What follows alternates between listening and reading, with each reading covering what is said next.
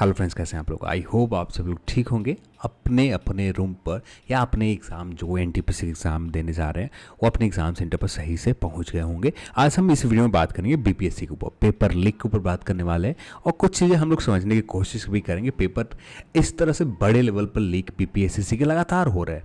64वीं में जब लीक हुए थे उस समय आयोग ने कोई ध्यान नहीं दिया और यही सेम रवैया यहाँ पर 64वीं नहीं 66 में जब पेपर लीक हुआ था वहाँ पर सेम सिचुएशन हुआ था। आयोग ने कोई ध्यान नहीं दिया।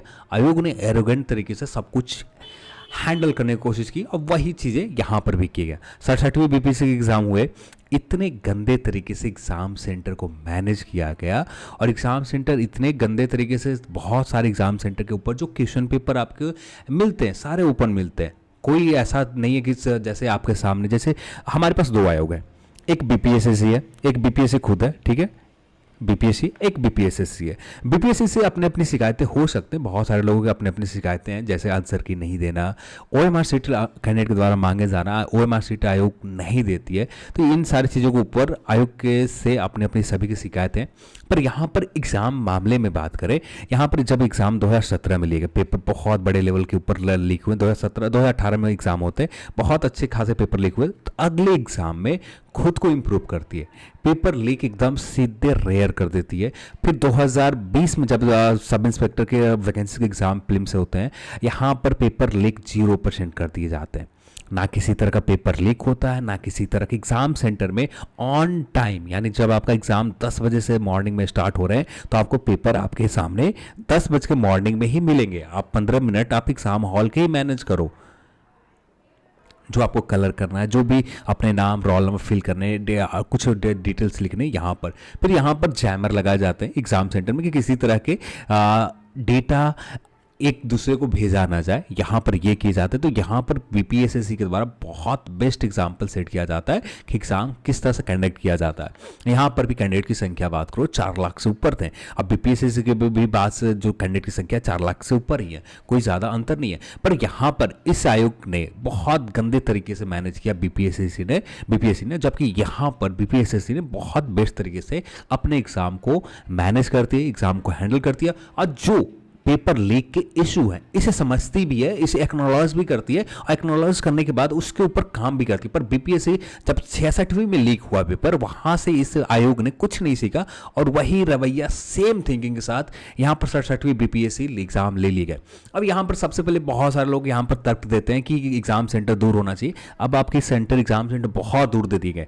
क्या कहा जाए, यहाँ पर साउथ बिहार से, साउथ वेस्ट बिहार से सीधे चल जा रहे हो, अब साउथ नॉर्थ ईस्ट बिहार में फिर भी एग्जाम सेंटर में पेपर लीक हो जा रहे हैं। इसमें बहुत ज़्यादा मेंटल प्रेशर, सबसे पहले एग्ज़ाम सेंटर के ऊपर जाने में बहुत ज़्यादा मेंटल प्रेशर। दूसरी, इतनी हरासमेंट हो जाती है, एग्ज़ाम देख कर आओ, बहुत अच्छे एग्ज़ाम चले जाएं, फिर पेपर लीक हो जाए और पेपर लीक हो जाए, पेपर कैंसिल करना बहुत ज़रूरी हो जाता है। बहुत सारे लोगों के होप होते हैं। अब यहाँ पर पेपर कैंसिल नहीं किया जाता, जो बहुत जेन्युइन कैंडिडेट है, जिन्होंने बहुत मेहनत के बाद 110 के आसपास, 115 के आसपास जिन्होंने सही किया होगा, इनके रिजल्ट तो होने वाले नहीं है क्योंकि पेपर अच्छे खासे लेवल पर लीक हो गए।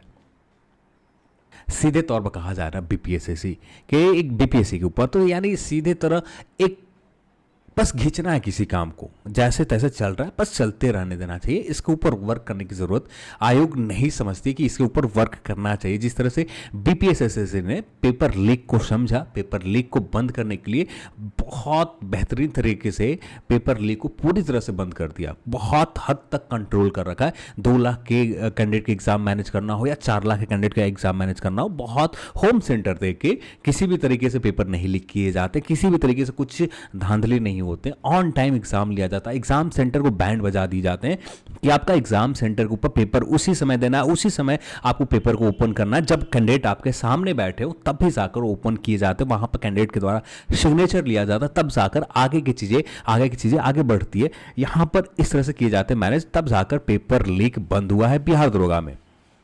अब इसके ऊपर आयोग को सोचना चाहिए, आयोग को काम करना चाहिए, तब जाकर काम बनेगा, नहीं तो बात और बिगड़ती जाएगी। अब यहाँ पर देखें, बीपीएससी के दौरान सेंटर के ऊपर 2 मोबाइल फ़ोन के साथ 2 वीडियोग्राफर गिरफ्तार हुए हैं। यहाँ पर पता नहीं कुछ सेंटर पर रखे गए होंगे वीडियोग्राफर, पर हमारे सेंटर पर तो वीडियोग्राफर नहीं रखे गए थे। कोई भी किसी भी तरह का कोई वीडियोग्राफर नहीं। जिस हाँ, दरोगा के एग्ज़ाम में आपको देखने को मिल जाते हैं, वहाँ पर एक वीडियोग्राफर होता है, आपका एडमिट कार्ड के साथ फोटोग्राफ लिए जाते हैं, ये सारी चीज़ें किए जाते हैं। पर यहाँ पर तो ऐसा कुछ नहीं था। हो सकता है कि कुछ सेंटर पर रखेगा, वो अलग बात है। तो यहाँ पर 2 वीडियोग्राफर को गिरफ्तार किए गए और यहाँ पर 67वीं प्रारंभिक परीक्षा में प्रश्न लीक कर दिया गया था और लगातार कार्रवाई की जा रही थी। इसी कड़ी में 2 अलग अलग सेंटर के 2 वीडियोग्राफर करने वाले युवक को 2 मोबाइल फ़ोन के साथ गिरफ्तार किया गया है। यहाँ पर ये बात कही जा रही है, यानी कार्रवाई हो रहा है। अब इसके ऊपर कार्रवाई से मतलब नहीं होता। कार्रवाई आप कितना भी कर लोगे, चोर हर जगह मिलेंगे। चीटिंग का पैसे के भूख हर किसी के पास है। कोई, चाहे आप हो चाहे कोई भी हो, हर इंसान के पास पैसे की भूख है और पैसे की भूख किसी न किसी से गलती करवा देगी। इससे ज़्यादा बेस्ट ऑप्शन है एग्ज़ाम सेंटर को मैनेज इस तरह से किया जाए, कंट्रोल इस तरह से किया जाए कि इनके पास थोड़ा सा डर रहे कि पेपर किसी तरह का लीक ना किया जा सके। एग्ज़ाम सेंटर का जो एडमिनिस्ट्रेशन है, जो लोग वहाँ पर मैनेज कर रहे हैं एग्ज़ाम सेंटर के ऊपर, उन लोगों के ऊपर बहुत ज़्यादा प्रेशर डाला जाए, तब जाकर चीज़ें ठीक होंगे। ऐसे चीज़ें ठीक नहीं होने वाली। यहाँ पर एग्ज़ाम सेंटर मैनेज करने के लिए जो जैमर बिहार दरोगा आयोग के बीपीएससी के द्वारा लगाए जाते हैं, वहाँ पर इस तरह की चीज़ें करने पड़ेंगे। नहीं तो ये लगातार आप देख रहे हैं 66वीं में लिखे हुए, 67वीं में लिखे हुए। अब ये बहुत गलत ट्रेडिशन बनते जा रहा है। यहाँ पर आयोग को सोचना पड़ेगा। एक आयोग यहीं पर का एक बेस्ट एग्जांपल है बीपीएससी। एक खुद बीपीएससी है, दोनों खुद एक दूसरे से बहुत सारी चीज़ें सीख सकते हैं। एक आयोग दो एक दूसरे से सीखेंगे तो एग्ज़ाम और ज़्यादा फेयर तरीके से लिए जा सकते हैं। तो आयोग को ज़रूरत है बीपीएससी के द्वारा सर जो एग्ज़ाम कंडक्ट करवाए जाते हैं उनके डेटा को एनालाइज करना, उनके डेटा से सीखना, तब जाकर बीपीएससी 67वीं बीपीएससी बहुत प्रॉपर वे में एग्ज़ाम कंडक्ट करवा सकती है, प्रीलिम्स एग्ज़ाम।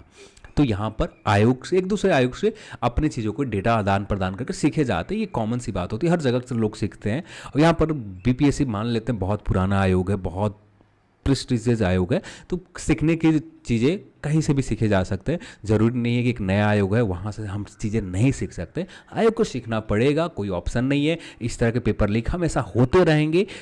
यहाँ पर चीज़ें सीखने के बाद ही चीज़ें ठीक होगी।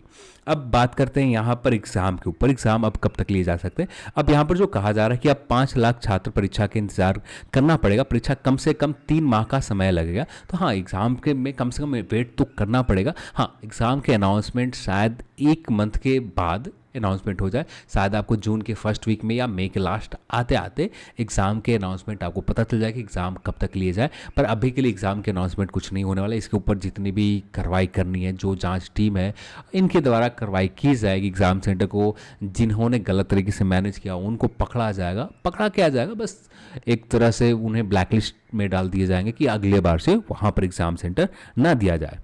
बस अब चीज़ें डिले होंगी और इससे ज़्यादा कुछ होने वाला नहीं है। आयोग को अभी भी चाहिए बीपीएससी से कुछ सीखने की ज़रूरत है। और यहाँ पर किस तरह से आयोग मैनेज करती है एग्ज़ाम सेंटर को, ये बहुत ज़्यादा बेहतरीन एग्जाम्पल सेट कर रखा है बीपीएससी।